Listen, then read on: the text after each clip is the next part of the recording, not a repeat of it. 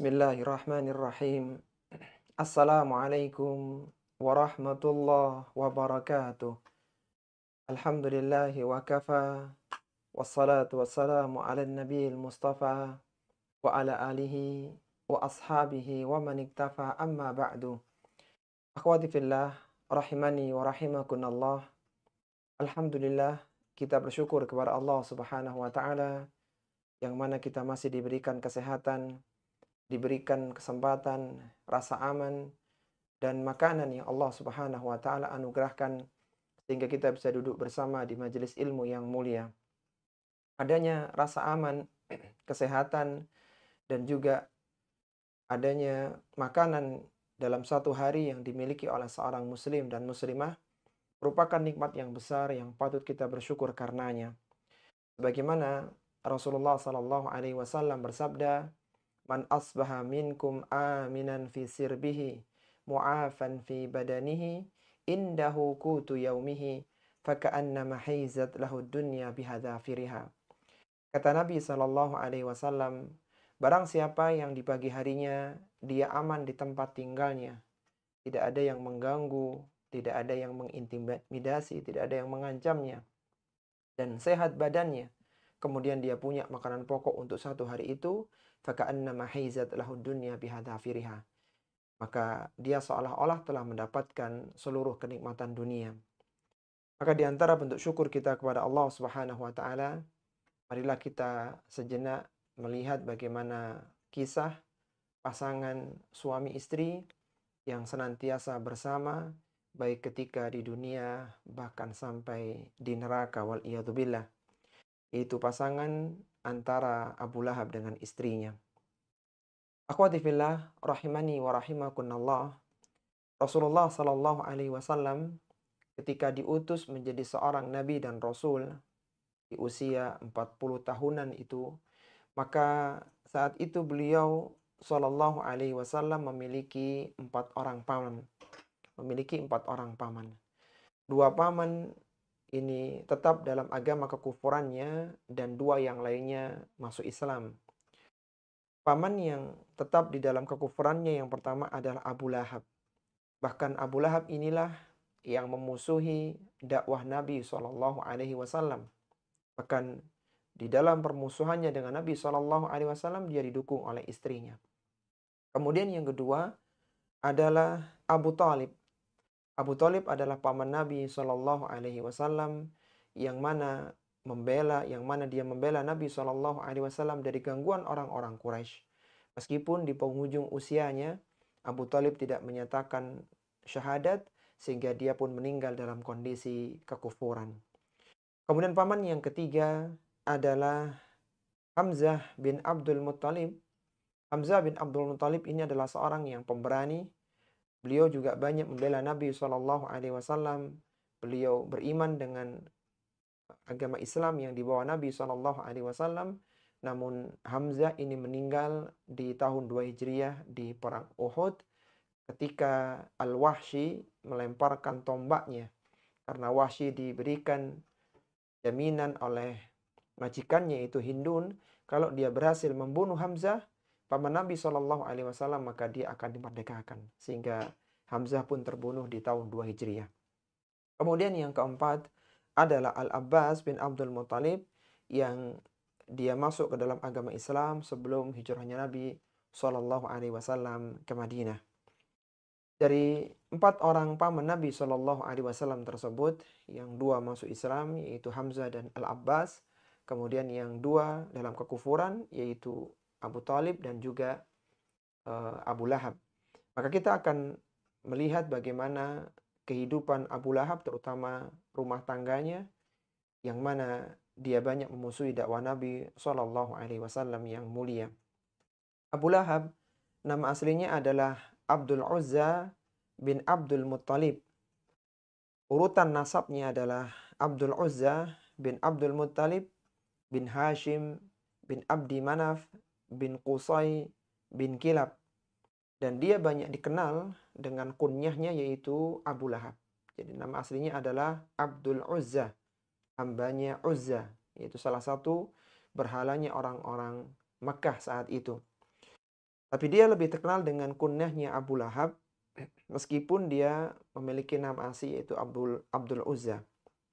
Lahab artinya yang menyala-nyala, dan ada yang mengatakan bahwa yang memberikan gelar ini adalah ayahnya ya, Abdul Muthalib, karena wajahnya Abu Lahab ini cerah ya, menyala ya, enak untuk dilihat oleh banyak orang begitu.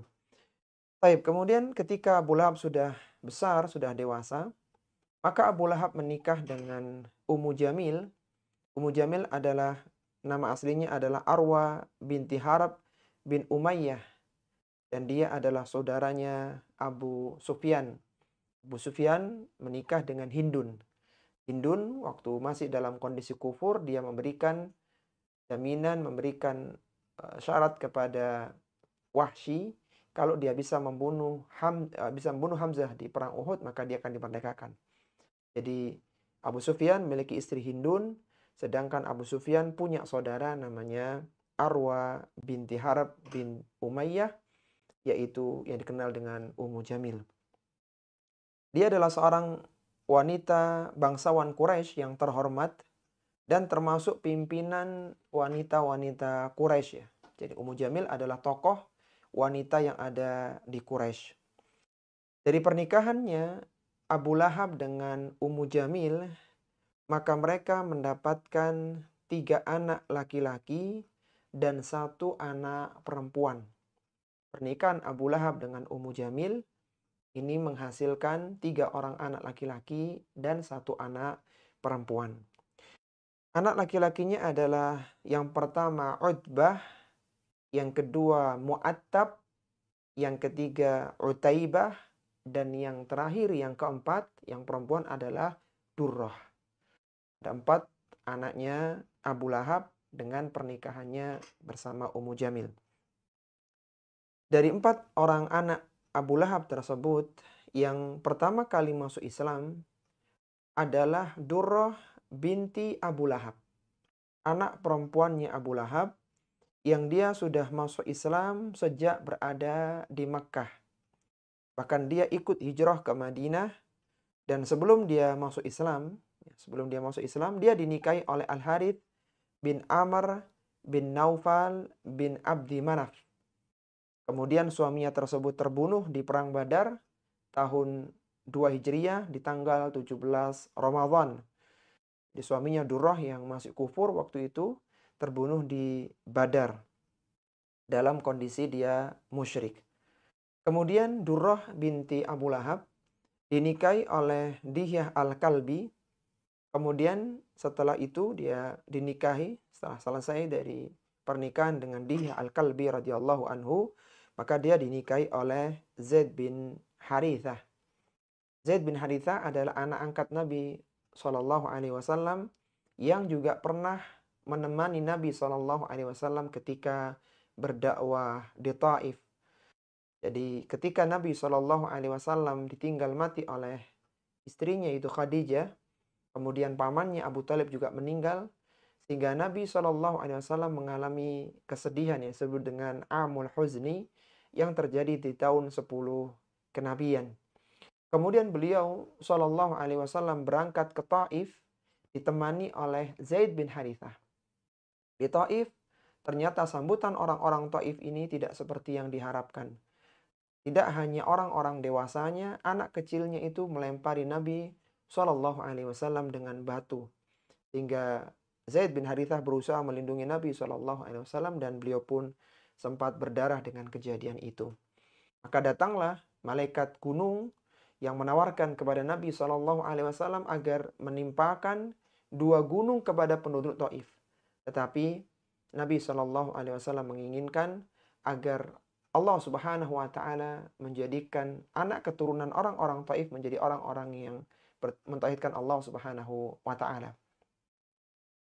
Kemudian Zaid bin Harithah ya, setelah menikah dengan Durrah, maka Zaid bin Harithah menceraikan Durrah ya. Dan Zaid bin Harithah wafat sebagai seorang syuhada di perang Mu'tah tahun 8 Hijriyah. Kita tahu perang Mu'tah adalah sebuah peperangan besar antara kaum muslimin dengan orang-orang Romawi. Waktu itu Nabi SAW memberangkatkan 3 panglima terbaiknya, yaitu Ja'far bin Abdul Muttalib, Abdullah bin Rawahah, dan Zaid bin Harithah. Dan tiga-tiganya semuanya terbunuh di medan Mu'tah, di perang Mu'tah itu. Kemudian panji peperangan diambil oleh Saifullah, yaitu Khalid bin Walid. Dan dengan strategi yang dilakukan oleh Khalid bin Walid, akhirnya berhasil menarik pasukan ke Madinah dengan tidak dikejar oleh tentara Romawi. Meskipun akhirnya orang-orang Romawi akan ditaklukkan oleh kaum muslimin di tahun 13 Hijriah dengan pasukan yang dikirim oleh Abu Bakar As-Siddiq. Meskipun Abu Bakar As-Siddiq akhirnya meninggal di tahun 13 Hijriah itu, dan kemenangan kaum muslimin berada ketika kaum muslimin dipimpin oleh Khulafaur Rasyidin, yaitu Umar bin Khattab radhiyallahu taala anhu. Jadi Zaid bin Harithah sempat menikah dengan Durrah binti Abu Lahab, yang kemudian beliau menceraikannya, dan Zaid bin Harithah pun wafat di Mu'tah tahun 8 Hijriyah. Sebelum menjadi Rasul, Rasulullah Sallallahu Alaihi Wasallam menikahkan 2 orang putrinya. Kita tahu Nabi Sallallahu Alaihi Wasallam itu memiliki, dikaruniai 4 orang putri dan 3 orang anak laki-laki. Putri beliau adalah, yang pertama adalah Zainab, yang kedua adalah Ruqayyah, yang ketiga adalah Ummu Kulthum, dan yang keempat adalah Fatimah. Beliau juga punya anak laki-laki, yang pertama adalah Abdullah, kemudian Al-Qasim, lalu Ibrahim. Semua putra-putri beliau meninggal sebelum beliau SAW wafat di tahun 11 Hijriah, kecuali Fatimah radhiyallahu taala anha. Fatimah wafat 6 bulan setelah meninggalnya Nabi Shallallahu Alaihi Wasallam. Maka sebelum Nabi diutus sebagai seorang Nabi dan Rasul, beliau menikahkan Ruqayyah dengan Utbah, dengan anak pertamanya Abu Lahab, dan Ummu Kulthum dinikahkan dengan Utaibah. Jadi dinikahkan antara Ruqayyah dengan Utbah, dan Ummu Kulthum dinikahkan dengan Utaibah. Kita tahu tadi Abu Lahab punya 3 orang anak laki-laki dan 1 anak perempuan. Yang tidak dinikahkan adalah Mu'attab ya. Mu'attab ini anak laki-laki yang tidak dinikahkan dengan anak Nabi SAW. Maka ketika turun surat Asy-Syu'ara ayat 214 yang memerintahkan Rasulullah SAW untuk memperingatkan kerabatnya, maka Rasulullah SAW mengumpulkan kabilah-kabilah yang ada dan memperingatkan mereka tentang kedatangan siksaan yang keras. Sebagaimana dikisahkan oleh Abdullah bin Abbas radhiyallahu taala anhuma, beliau menceritakan, lamma nazalat wa anzir ashiratakal aqrabin. Ketika turun firman Allah Subhanahu wa taala, wa anzir ashiratakal aqrabin. Berikanlah peringatan kepada kerabat dekatmu. Maka sa'idan Nabi sallallahu alaihi wasallam ala Safa. Maka Nabi sallallahu alaihi wasallam naik ke Bukit Safa. Faja'ala yunadi. Kemudian beliau menyeru, ya bani Fihar, ya bani Adi, libutuni Quraisyin. Wahai bani Fihar, wahai bani Adi. Sehingga semua orang-orang berkumpul, hatta ijtama'u. Sampai semua orang berkumpul, karena tidak pernah Nabi melakukan seperti itu sebelumnya. Faja'ala ar-rajulu idza lam yastati an yakhruja arsala rasulan liyandura ma huwa. Maka kalau ada orang yang tidak bisa hadir dengan seruan Nabi SAW tersebut, maka mereka mengutus perwakilan. Jadi mencari orang yang bisa menggantikan, ada apa kiranya di Bukit Safa, yang mana Rasulullah Muhammad SAW menyeru mereka. Faja'a Abu Lahabin. Dan di antara yang datang berkumpul adalah Abu Lahab, wa Quraisyun, dan juga orang-orang Quraisy. Faqala, maka Nabi SAW mulai berdakwah di sana. Setelah orang-orang berkumpul, maka Nabi berdakwah di sana. Apa kata beliau sallallahu alaihi wasallam? Ara'aitakum law akhbartukum anna khailan bil wadi turidu an tughira alaikum akuntum musaddiqi. Kata Nabi sallallahu alaihi wasallam, bagaimana pendapat kalian semuanya?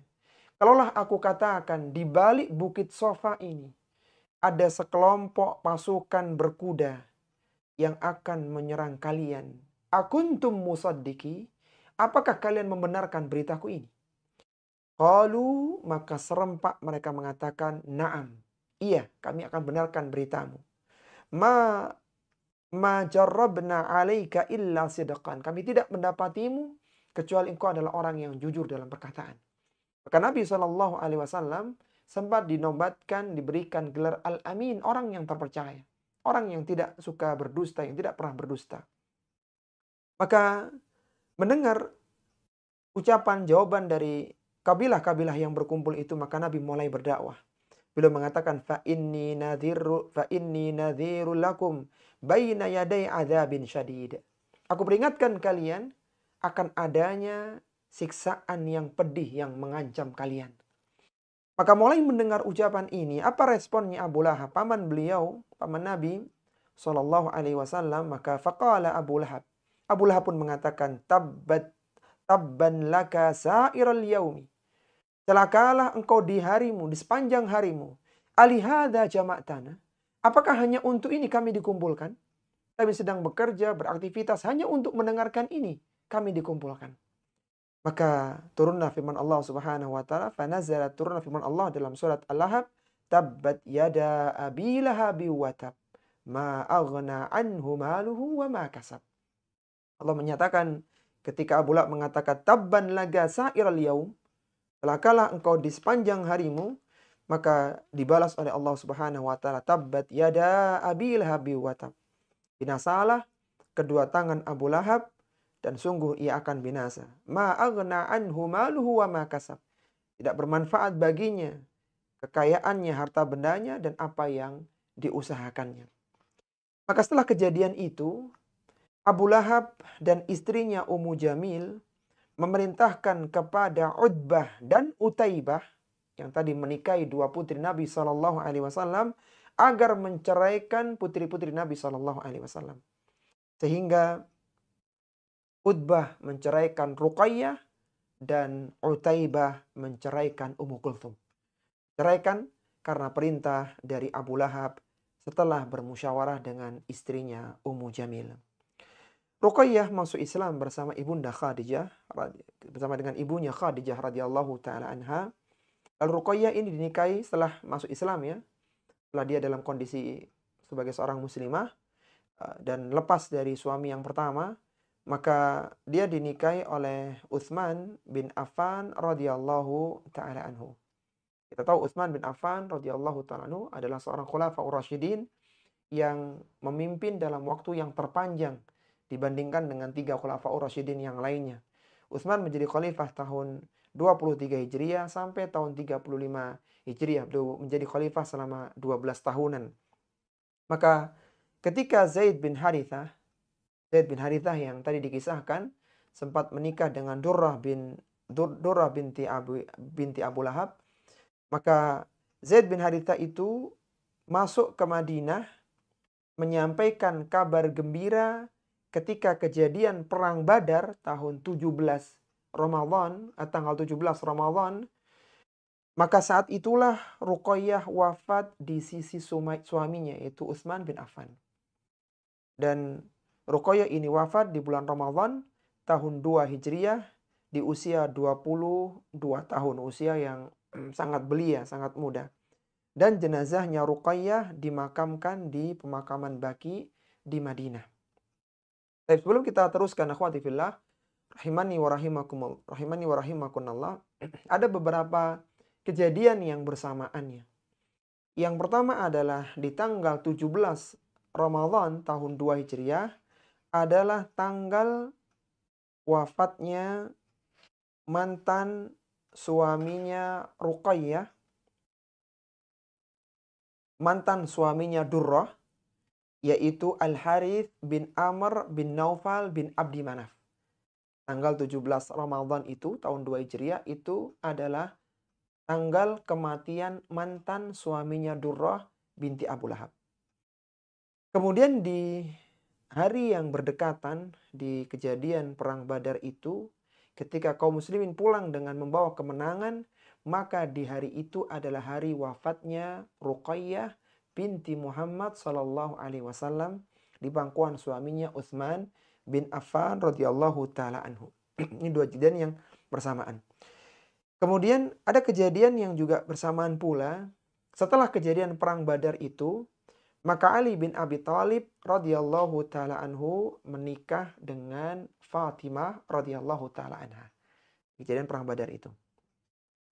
Dan di kejadian yang sama pula nanti ada satu kisah lagi yang kita tunda, yaitu di satu kejadian ya nanti yang akan kita sampaikan. Ada 4 kejadian yang relatif bersamaan ya. Yang pertama adalah wafatnya mantan suaminya Durrah, yaitu Al-Harith bin Amr bin Naufal. Kemudian meninggalnya Ruqayyah binti Muhammad sallallahu alaihi wasallam, dan pernikahannya Ali bin Abi Thalib dengan Fatimah radhiyallahu taala anha. Kemudian Ummu Kulthum hijrah bersama keluarga Rasulullah sallallahu alaihi wasallam ketika Ruqayyah wafat tahun 2 Hijriah itu. Jadi ketika Ruqayyah wafat, maka Ummu Kulthum baru hijrah ke Madinah. Kemudian Ummu Kulthum dinikahi oleh Utsman bin Affan setelah wafatnya saudarinya, dan dinikahinya setahun setelah kejadian perang Badar, yaitu di tahun 3 Hijriah. Sehingga Utsman bin Affan menikahi 2 putri Nabi sallallahu alaihi wasallam, yaitu Ruqayyah dan Ummu Kulthum. Ruqayyah wafat tahun 2 Hijriah, Ummu Kulthum dinikahi oleh Utsman di tahun 3 Hijriah. Karena Utsman bin Affan ini menikahi 2 putri Nabi sallallahu alaihi wasallam, maka beliau mendapatkan gelar Dzun Nurain, pemilik 2 cahaya. Karena dia menikahi 2 putri Nabi sallallahu alaihi wasallam, yaitu Ruqayyah dan Ummu Kulthum. Dan Ruqayyah wafat di Madinah sebagai istri Utsman di tahun 9 Hijriah, bertepatan dengan tahun 630 Masehi. Jadi tahun 9 Hijriah Ummu Kulthum meninggal, tahun 11 Hijriah Rasulullah sallallahu alaihi wasallam wafat.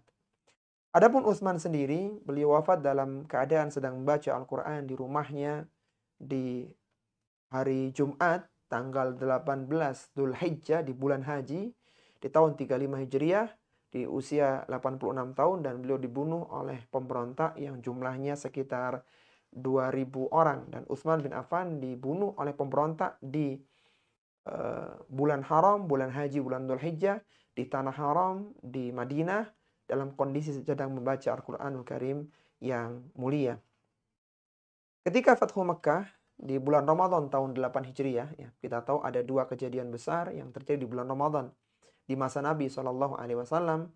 Yang pertama adalah di tahun 2 Hijriah, tepatnya tanggal 17 Ramadan, terjadi perang perdana dalam Islam, yaitu perang Badar. Dan di tahun 8 Ramadan terjadinya Fathu Mekkah. Setelah kejadian Fathu Mekkah di bulan Ramadan tahun 8 Hijriah itu, maka Utbah dan Mu'attab, putranya Abu Lahab, itu masuk Islam. Sehingga saat itu Nabi SAW sangat gembira sekali. Dan beliau mengatakan kepada pamannya Al-Abbas, Innis tauhabtu ibnai ammi hadaini rabbi fawahabahuma li. Kata Nabi SAW, sesungguhnya aku memohon kepada Robku tentang 2 orang anak pamanku, agar Allah memberikan anugerah berupa keislaman kepada mereka, dan akhirnya mereka sekarang masuk ke dalam agama Islam. Bahkan saking gembiranya Nabi SAW, beliau pun menyampaikan kepada orang-orang ketika itu, kata beliau, hadani akhawayya wabna ami farihan bi islamihima. Kata Nabi SAW, keduanya ini adalah saudaraku, adalah putra dari pamanku, yaitu Nabi SAW bergembira dengan keislaman Utbah dan Mu'attab. Istawai habtuhuma minallahi fawahabahuma. Maka Nabi SAW menyebutkan Allah telah menganugerahkan kepada mereka berupa keislaman mereka berdua. Utbah dan Mu'attab ini menetap di Makkah hingga wafat, sedangkan Utbah wafat pada masa pemerintahan Abu Bakar As-Siddiq, dan Utaibah tetap dalam kekufurannya. Jadi yang masuk Islam dari 4 anaknya Abu Lahab adalah Utbah, Mu'attab, dan Durrah. Kalau secara waktu yang lebih dulu masuk Islam itu adalah Durrah putrinya. Kemudian di tahun 8 Hijriah masuk Islam Utbah dan Mu'attab. Sehingga tersisa satu anak lagi yang tidak masuk Islam, yaitu Utaibah. Utaibah ini tetap dalam kekufurannya. Bahkan disebutkan dalam sebuah riwayat dia sempat meludahi wajah Nabi SAW yang mulia. Maka Nabi pun mendoakan, Allahumma sallit alaihi kalban min kilabika. Ya Allah, kuasakanlah kepadanya anjing di antara anjing-anjingmu. Karena dia meludahi wajah Nabi SAW yang mulia. Maka ketika Utaibah melakukan perjalanan dagang di Syam, kita tahu orang-orang Quraisy, orang-orang Mekah, mereka berdagang ke Syam dan Yaman. Ketika Utaibah ini melakukan perjalanan dagang ke Syam bersama rombongannya, dan mereka singgah di tempat yang namanya Az-Zarqa. Maka ketika Utaibah sedang tidur, datanglah seekor singa yang menerkam dia dan membawanya pergi hingga tewas. Sehingga kematian Utaibah, kematian yang tragis. Kematian diterkam oleh singa berkat doa Nabi SAW. Allahumma sallit alaihi kalban min kilabika. Ya Allah, kuasakanlah dia dengan anjing di antara anjing-anjingmu. Karena dia tetap dalam kekufurannya, bahkan dia melakukan perbuatan yang sangat hina, yaitu meludahi Nabi SAW yang mulia. Kemudian sekarang kita lihat bagaimana gangguannya Abu Lahab dan istrinya kepada dakwah Nabi SAW. Abu Lahab termasuk orang yang sangat menentang dengan dakwah Rasulullah SAW. Bahkan kedua tangannya Abu Lahab digunakan untuk menunjuk, mencela, dan melempari batu Rasulullah SAW ketika Nabi sedang berdakwah. Padahal ketika seorang merenungkannya, seandainya Abu Lahab ini mau berpikir jernih dan dia mendapatkan hidayah dari Allah Subhanahu wa Ta'ala, maka dia harusnya senang. Ada bagian dari keluarganya yang menjadi nabi, sehingga dia pun menjadi orang yang mulia karena dia memiliki keluarga nabi. Tapi tetap dia dalam permusuhannya dengan Nabi SAW, bahkan dia menggunakan tangannya untuk menunjuk Nabi, mencela Nabi, bahkan melempari Nabi SAW dengan batu ketika beliau SAW sedang berdakwah. Sebagaimana diriwayatkan dari Tariq al-Muharibi, ia mengatakan, Ra'aitu Rasulullah sallallahu alaihi wasallam marra bisuki Dzil Majaz. Aku melihat Nabi sallallahu alaihi wasallam melewati pasar Dzil Majaz. Wa alaihi hullatun hamra, dan beliau sallallahu alaihi wasallam mengenakan baju yang berwarna merah ya. Sebelum kita teruskan kisah ini, disebutkan dalam sebuah hadis bahwa abghadul biladi ilallahi aswaquha. Tempat yang dimurkai oleh Allah, tempat yang halal yang dibenci oleh Allah Subhanahu wa Ta'ala adalah pasar-pasarnya. Meskipun Nabi tahu di sana banyak orang-orang yang berpeluang melakukan kecurangan dan kemaksiatan, tapi Nabi masuk di pasar Dzil Majaz untuk berdakwah ke sana, untuk mengajak orang-orang masuk ke dalamnya. Maka ada satu ibrah yang bisa kita ambil dari sini. Mungkin sebagian kita tidak ingin berdakwah di tempat-tempat yang berpotensi masalah. Tapi lihatlah Nabi SAW ketika di sana berkumpul manusia, maka Nabi masuk ke dalam pasar. Beliau mendakwahi mereka agar mereka masuk ke dalam agama Islam. Meskipun beliau tahu itu bukan tempat yang baik untuk beliau SAW. Wa huwa yaqulu, maka beliau mengatakan dalam dakwahnya itu, mengatakan kepada orang-orang yang sedang berjual beli di pasar. Beliau bukan sedang ingin berjual beli, tapi ingin berdakwah di pasar. Maka beliau mengatakan, yaqulu ya ayuhan nas, qulu la ilaha illallah tuflihu. Wahai sekalian manusia, katakanlah la ilaha illallah, niscaya kalian akan beruntung. Wahai sekalian manusia, katakan la ilaha illallah, niscaya kalian akan beruntung. Wa rajulun yadba'uhu yarmiyahu bil hajarah. Maka di belakangnya ada orang yang berdiri mengikutinya sambil melempari beliau dengan batu. Waqad adma ka'baihi wa urkubaihi, dan dilempari batu oleh orang yang ada di belakangnya itu sampai kedua mata kaki beliau dan tumit beliau berdarah. Dilempari batu saking banyaknya, saking tajamnya sampai lutut tumitnya Nabi SAW dan kaki beliau itu, kedua mata kakinya berdarah karenanya. Wa huwa yaqul, dan orang yang di belakangnya itu mengatakan, ya ayuhan nas la tuti'uhu fa innahu kadzdzab. Wahai sekalian manusia, jangan kalian percaya dengan orang ini, jangan kalian ikuti orang ini orang pendusta. Sambil dilempari batu dan Nabi tidak membalasnya. Fakultu, maka kata Tariq al-Muharibi, dia mengatakan kepada temannya, man hadza? Qalu ghulamu bani Abdul Muttalib. Siapa orang ini yang mengajak kita ini, yang menyampaikan kata-kata ini? Maka kata temannya, ini adalah salah seorang dari kabilah Abdul Muttalib. Ya, ini adalah anaknya dari Abdul Muttalib. Kemudian atau cucunya Abdul Muttalib. Fakultu man hadzal ladzi yadba'uhu yarmihi bil hajarah? Siapa orang yang di belakangnya yang melempari dia dengan batu? Qalu, maka temannya mengatakan, hadza Abdul Uzza Abu Lahab. Itu pamannya Abu Lahab, Abdul Uzza. Jadi antum bisa bayangkan, Nabi berdakwah yang melarang, yang memusuhi, yang mendustakan pamannya sendiri, keluarganya sendiri. Bahkan mengatakan kepada orang-orang, jangan percaya dengan orang ini. Tidak hanya demikian, dilempari Nabi dengan batu. Antum bisa bayangkan betapa perasaan Nabi ketika itu. Ketika dimusuhi oleh bagian dari keluarganya sendiri. Maka turunlah firman Allah Subhanahu wa taala, maka Allah menyebutkan dalam Al-Qur'an, tabbat yada abi lahabi wa tab. Binasalah kedua tangan Abu Lahab dan sungguhnya dia pasti akan binasa. Karena tangan dulu, kedua tangan itulah yang digunakan untuk menunjuk, menghina Nabi, bahkan melempari batu Nabi SAW yang mulia.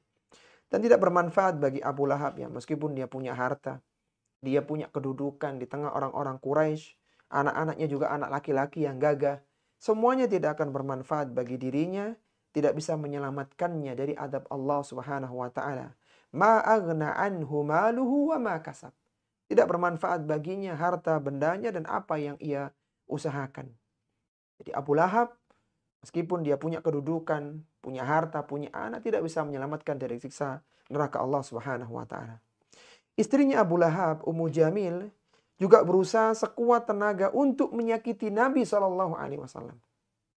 Ia gemar mengadu domba, memprovokasi manusia agar benci dengan Nabi SAW.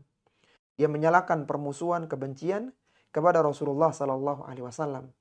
Dan dia juga meletakkan duri yang dirangkai dalam sebuah tali dan diikatkan di kayu bakar. Jadi dia mengambil kayu bakar dan sudah disiapkan duri-durinya untuk diikatkan di kayu bakar itu. Diletakkan di sebuah jalan di malam hari supaya ketika Nabi lewat di jalan itu maka Nabi terkena durinya. Sehingga Allah Subhanahu wa taala berfirman, "Wa imra'atuhu hammalatal hatab." Dan istrinya yang membawa kayu bakar. Para ulama-ulama tafsir menjelaskan ada dua tafsiran istrinya membawa kayu bakar. Yang pertama adalah secara hakiki istrinya Abu Lahab itu membawa kayu bakar yang sudah dirangkai dengan duri.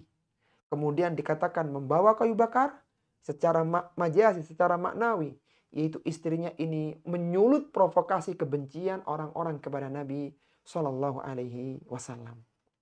Itulah Ummu Jamil, istrinya Abu Lahab yang juga sefrekuensi dengan Abu Lahab di dalam memusuhi Nabi SAW. Waliyatubillah. Ketika perang Badar tanggal 17 Ramadan tahun 2 Hijriah. Abu Lahab tidak ikut dalam peperangan dan dia meminta kepada Al-Asi bin Hisham bin Mughirah untuk menggantikannya ikut perang Badar. Dan dia memberikan upah kepada Al-Asi dengan 4.000 dirham. Abu Lahab waktu itu sedang sakit bisul sekujur tubuhnya yang disebut dengan Al-Adasah. Dan Abu Lahab mati 7 hari pasca kejadian perang Badar tanggal 17 Ramadan tahun 2 Hijriah itu dengan penyakit itu. Setelah itu mayatnya tidak ada yang mengurus ya, karena bau busuk dan mereka tidak ingin tertular dengan penyakitnya Abu Lahab itu. Penyakit adasah yang menyerang sekujur tubuhnya. Maka karena sudah 3 hari membusuk dengan kematian yang tidak normal, maka keluarganya menggali lubang lalu mendorong mayatnya Abu Lahab dengan kayu panjang karena mereka tidak ingin tertular dan tidak tahan dengan bau busuknya, sampai mayat itu masuk ke lubang dan mereka menguburnya. Mereka tidak mau mendekat, mereka melempari mayatnya Abu Lahab dengan kerikil dan tanah dari kejauhan sampai benar-benar tertimbun karena tidak tahan dengan bau busuknya mayatnya Abu Lahab. Dan tidak ada seorang pun yang mau membopong mayatnya karena takut tertular dengan penyakit adasah, penyakit bisul yang menyerang sekujur tubuh ya. Jadi coba kita ulangi dulu akhwati fillah rahimani wa rahimakumullah. Ada 4 kejadian yang tadi berdekatan ya. Yang pertama di tanggal 17 Ramadan tahun 2 Hijriah, itu adalah tanggal kematiannya mantan suaminya Durrah binti Abu Lahab. Tadi siapa nama suaminya Durrah? Al-Haris bin Naufal bin Amr bin Naufal. Ini nama mantan suaminya Durrah. Kemudian kejadian yang kedua, kejadian setelah kejadian Perang Badar, tepatnya ketika Zaid bin Harithah pulang membawa kemenangan Perang Badar, maka itu adalah saat meninggalnya putri Nabi Shallallahu Alaihi Wasallam yang dinikahi oleh Utsman. Siapa tadi yang meninggal ketika itu? Ruqayyah atau Ummu Kulthum? Ruqayyah, Ustaz. Ruqayyah. Nah, Ruqayyah meninggal ketika itu. Kemudian tidak lama setelah kejadian Perang Badar, Ali bin Abi Thalib menikahi putri Nabi. Siapa yang dinikahi oleh Ali bin Abi Thalib? Fatimah radhiyallahu taala anha. Nah, kemudian 7 hari setelah kejadian Perang Badar tanggal 17 itu wafatlah paman Nabi yang selalu memusuhinya. Yaitu siapa tadi namanya? Yang keempat, Abu Lahab. Ya, Abu Lahab yang musuh Nabi. Jadi di tanggal itu ada 4 kejadian yang berdekatannya. Baik, kemudian Abu Lahab ini kelak juga akan masuk ke dalam neraka dengan api yang menyala-nyala, yang membakar, yang meliputi segala arah. Allah berfirman, sayasla naran dzata lahab. Kelak dia akan masuk ke dalam api neraka yang bergejolak. Dan demikian pula istrinya Abu Lahab juga masuk ke dalam neraka bersama suaminya. Bahkan sebagaimana istrinya ini membantu Abu Lahab dalam memusuhi Nabi SAW, maka Ummu Jamil pun akan membantu untuk menyiksa suaminya sendiri di neraka jahanam. Allah berfirman, wa mra'atuhu hammalatal hatab. Dan istrinya pembawa kayu bakar. Tadi di tafsiran pertama, pembawa kayu bakar artinya membawa adu domba untuk memusuhi Nabi SAW. Tafsiran yang kedua, pembawa kayu bakar artinya membawa kayu bakar yang sudah dirangkai dengan duri, diletakkan di malam hari agar diinjak oleh Nabi SAW. Apa kata Al-Hafidz Ibnu Katsir ketika menafsirkan ayat yang mulia ini? Kata beliau, tahmilul hataba fatalqa ala zawjiha liyasdada ala ma huwa fihi wahya muhyi'atun lidzalika musta'idatun lahu. Istrinya yaitu Ummu Jamil ini memanggul kayu bakar lalu dilemparkan kepada suaminya Abu Lahab di neraka. Untuk apa? Agar api ini membakar suaminya bertambah besar yang disediakan untuk membantu menyiksa suaminya.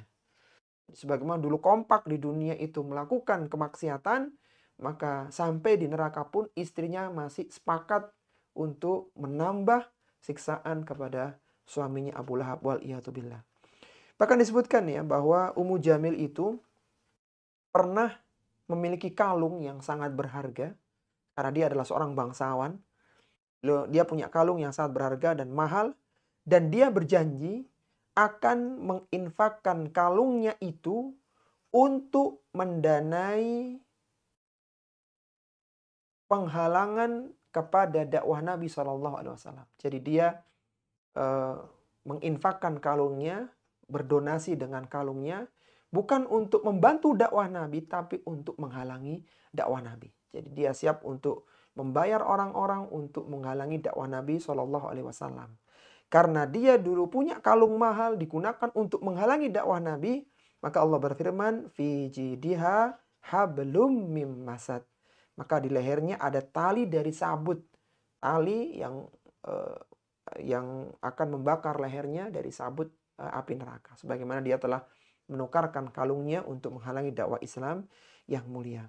Inilah akhwati fillah rahimani wa rahimakumullah, kisah Abu Lahab bersama istrinya yang pernikahan mereka melahirkan 4 orang anak, 3 masuk Islam, 1 dalam kekufuran. Abu Lahab dan istrinya senantiasa kompak bersama, baik ketika di dunia bahkan sampai di neraka. Wal iyadzubillah. Disebutkan oleh Al-Hafidz Ibnu Katsir di akhir tafsir surat Al-Lahab, qala ulama, para ulama mengatakan, wa fi hadhihi surah mu'jizatun zahiratun wa dalilun wadihun 'ala nubuwah. Dalam surat Al-Lahab ini terdapat mukjizat yang sangat kelihatan, dalil yang sangat jelas atas kenabian Nabi Shallallahu alaihi wasallam.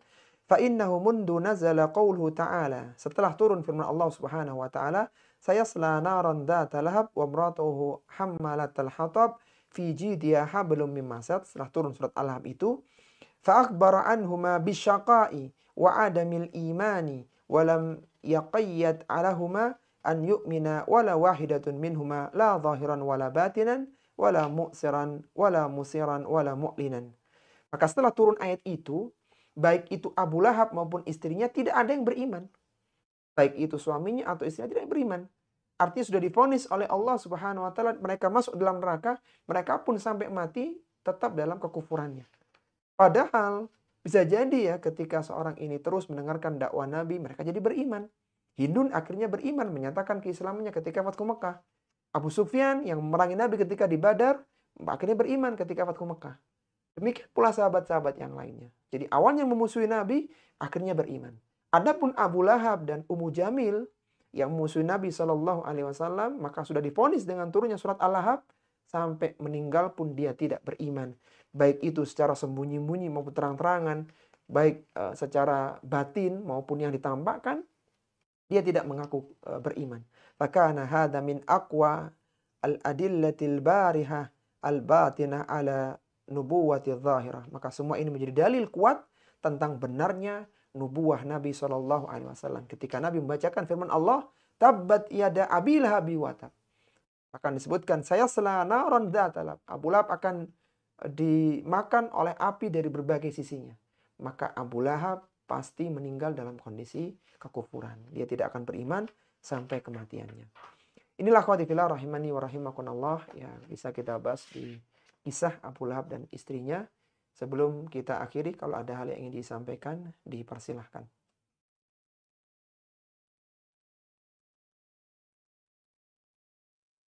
Silakan jika ada yang ingin ditanyakan.